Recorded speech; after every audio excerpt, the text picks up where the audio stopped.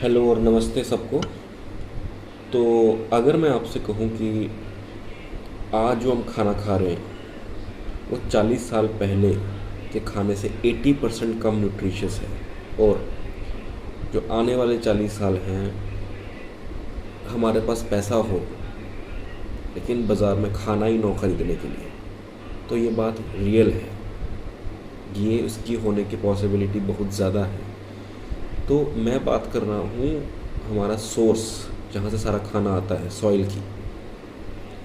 तो आपने कहीं ना कहीं सोशल मीडिया में सेफ सॉइल करके मूवमेंट का सुना होगा। सेफ सॉइल मूवमेंट क्या है, इसके लिए एक वीडियो प्ले हो गया, उसको पूरा देखिए। जरा सोच कर देखिए, जिस देश में आप रहते हैं वहाँ की मिट्टी कम से कम उपजाऊ होती जा रही है, जिससे फसल उगाना मुश्किल होता जा रहा है। भारतीय राजधानी में रेतीले तूफान की हालत बनी हुई है और अब इस इलाके के जल्द ही रेगिस्तान बनने की आशंका है। मिट्टी का रेत बनना और मिट्टी का कटाव दोनों ही चिंता के विषय हैं। Soil is the habitat. मिट्टी ही वो जगह है जो अनगिनत जीवों का घर है। उन पनपते जीवों के कारण ही मिट्टी में सब कुछ पैदा होता है। हमें खाना मिलता है, जानवर जिंदा रहते हैं। ये सब इसलिए होता है क्योंकि मिट्टी अच्छी है। जब मिट्टी अच्छी नहीं रह जाएगी, यानी कई मायनों में आपने दुनिया को बर्बाद कर दिया है। संयुक्त राष्ट्र की एजेंसियों के पास पर्याप्त वैज्ञानिक सबूत हैं। वो ये साफ कह रहे हैं कि हमारी जमीन पर 80 से 100 फसलों के लिए ही खेती की मिट्टी बची है। यानी हमारी खेती करने के लायक जमीन 45 से 60 सालों तक ही बचेगी। वो इसे मिट्टी का विनाश या अंत कह रहे हैं। आपने डायनासोर या डोडो के विनाश के बारे में सुना होगा, पर अब हम मिट्टी के विनाश की बातें कर रहे हैं। असली समस्या मिट्टी का गायब होना है, क्योंकि पिछले 30 सालों में 80% बायोमास कीड़े धरती से गायब हो गए हैं। 80%। ये आत्महत्या है। ये वाकई आत्महत्या है। तो 45 या 50 साल के बाद धरती पर भोजन का गंभीर संकट होगा। ये होना ही है। ये एक सच्चाई है जो हमारे इतिहास में कई बार हुई है, और एक बार फिर दुनिया के मुख्य वैज्ञानिक इसकी भविष्यवाणी कर रहे हैं। तो हम इसका क्या करने वाले हैं?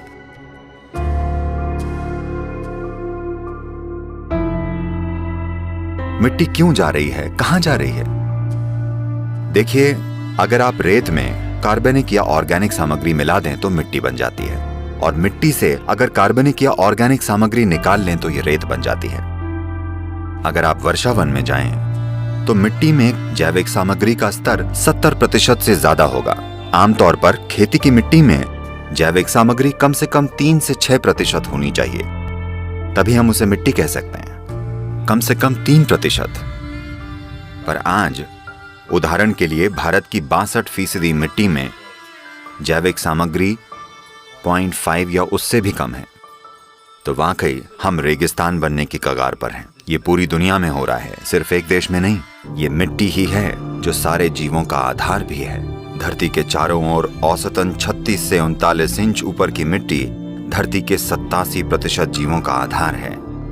बायोडायवर्सिटी को जिंदा रखना अभी यही वो चीज है जो करना सबसे ज्यादा जरूरी है। अगर हमने अभी शुरू नहीं किया तो ये नहीं हो पाएगा। इसके एक हिस्से के रूप में हम ज्यादा से ज्यादा लोगों को एकजुट करने के लिए कॉन्शियस प्लैनेट नाम का एक अभियान चला रहे हैं। हम जिस खतरे का सामना कर रहे हैं उसके लिए व्यक्तिगत तौर पर हर इंसान को जागरूक होना होगा। पर्यावरण के मुद्दों को चुनावी मुद्दा बनना होगा, और राजनीतिक दलों को अपने घोषणा पत्र में पर्यावरण के मुद्दों को महत्व देना होगा। हमें पर्यावरण के मुद्दों के लिए चिंता करने वाली सरकारें चुननी होंगी। ऐसा होना जरूरी है।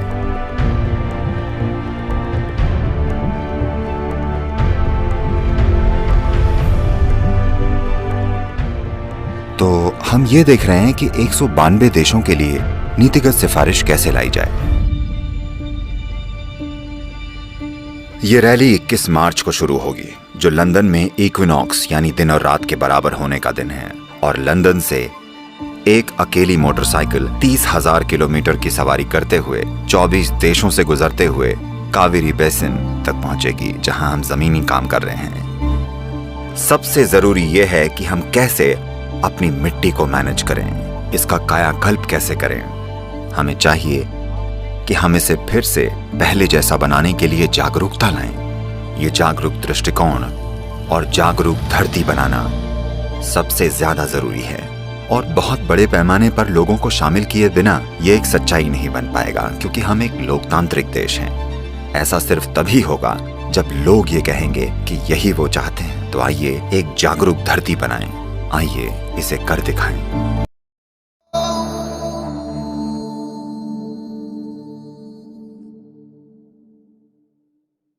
तो इतना तो पता चल गया होगा कि प्रॉब्लम बहुत सीरियस है, लेकिन किसी को पता नहीं है, कोई इसके बारे में जानता नहीं है प्रॉब्लम के बारे में। तो तभी वो रैली कर रहे हैं सद्गुरु अवेयरनेस के लिए।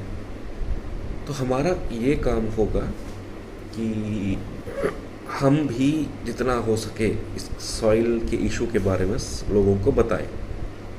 तो एक वेबसाइट है safesoil.org, उसमें हम एज अर्थ बडी, भूमि मित्र की तरह रजिस्टर कर सकते हैं। जैसे ही हम रजिस्टर करेंगे हम इस मूवमेंट से मिल जाएंगे, सेफ सॉइल मूवमेंट से हम जुड़ जाएंगे।